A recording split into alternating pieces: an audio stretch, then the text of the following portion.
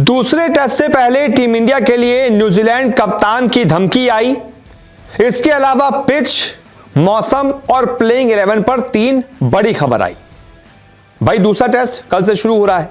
उससे पहले आज दोनों कप्तानों की प्रेस कॉन्फ्रेंस थी। इधर से एक कप्तान की यानी कि रोहित शर्मा की प्रेस कॉन्फ्रेंस पहले ही हो गई थी। कोच गौतम गंभीर की प्रेस कॉन्फ्रेंस थी, तो उधर से कप्तान टॉम लेथम की प्रेस कॉन्फ्रेंस थी। गौतम गंभीर ने तो भैया पत्ते एक तरीके से खोल दिए, बताया कि लगभग कैसी टीम हो सकती है। उधर से टॉम लेथम से जब पूछा गया कि भाई पिच जो है वो थोड़ी सी खतरनाक दिख रही है आप लोगों के लिए, इस पिच को देखकर आप क्या कहेंगे और क्या आपकी जीत की रणनीति है, तो उन्होंने एक तरीके से चेताया। एक तरीके से उन्होंने कहा कि भाई अगर आप स्पिन ट्रैक भी बना रहे हैं चिंता मत कीजिए, हम सबके लिए तैयार हैं।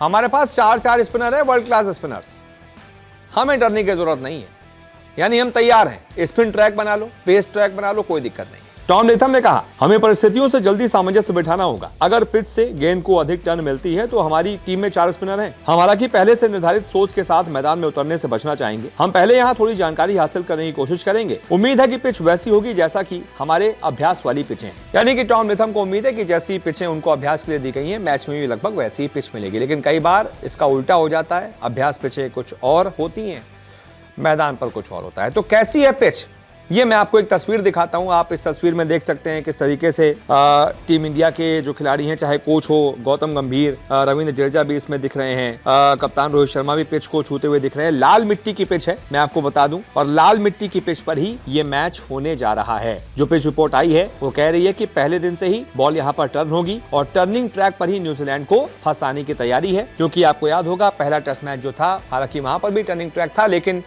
शुरुआती लगभग जो 2 घंटा था, क्लाउडी कंडीशंस थी, ओवरकास्ट कंडीशंस थी, एक तरीके से वो उल्टा पड़ गया टीम इंडिया को। वो कंडीशंस न्यूजीलैंड के फेवरेबल हो गई, उन्होंने हमारी बैंड बजा दी, 46 पर ऑल आउट कर दिया। तो वैसी परिस्थितियां यहाँ पे तो नहीं होंगी। और अगर जैसा कि पिच मैंने आपको बता दिया है कि यहाँ पर भी लगभग वैसी पिच है लाल मिट्टी की जैसी बेंगलुरु में थी, लेकिन उसके बावजूद वहां हम 46 पर आउट हो गए। क्यों? क्योंकि वहां का मौसम ऐसा था। तो ये जानना भी बहुत जरूरी है कि यहाँ का मौसम कैसा है। क्या यहां पर भी वैसा मौसम होने जा रहा है?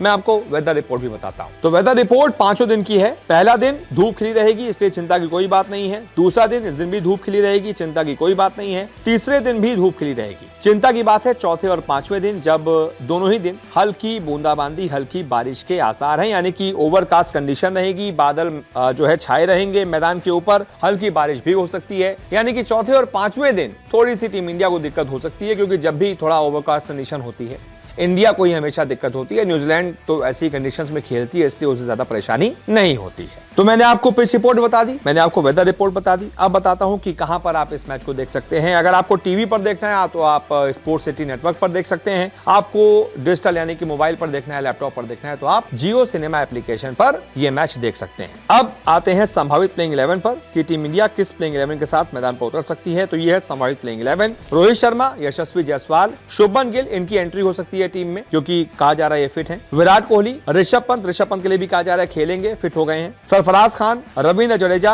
आर अश्विन, कुलदीप यादव, जसप्रीत बुमराह, सिराज या फिर आकाशदीप में से कोई एक। अब इसमें आप कह सकते हैं केएल राहुल बाहर हैं, उनकी जगह पर शुभमन गिल आए हैं। मैं कहूंगा बिल्कुल सही, केएल राहुल ने प्रदर्शन ऐसा किया नहीं है कि उनको खिलाया जाए।